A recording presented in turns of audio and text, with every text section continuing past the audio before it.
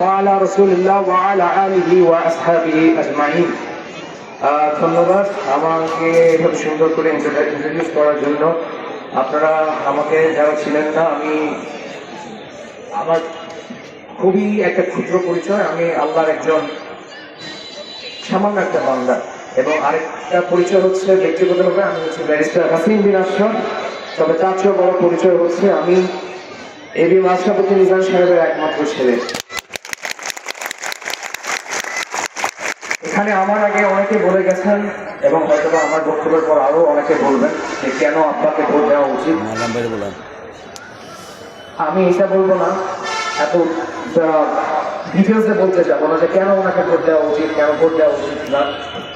এতটুকুই বলবো যে আমি তোমার ছেলে, ব্যক্তিগতভাবে ওনার অনেক অক্লান্ত পরিশ্রম আমি দেখেছি, ওনার অনেক আত্মত্যাগ দেখেছি। উনি পরিবারকেও বলতে গেলে স্যাক্রিফাইস করে আপনাদের জন্য একদম বিলীন হয়ে গেছে। আমরা বলতে গেলে আপনাদের জন্য ওনাকে ছেড়ে দিয়েছে। তো সেই দাবি থেকে এবং আল্লাহর হুকুমে আপনারা উসিলা হয়ে ওনাকে 12 তারিখে নির্বাচিত করে সংসদে পাঠাবেন, এটাই হচ্ছে আমার এবং আমার পরিবারের দাবি। যাই হোক, সময় খুবই অল্প, আমি আমার বক্তব্য দীর্ঘায়িত করবো না।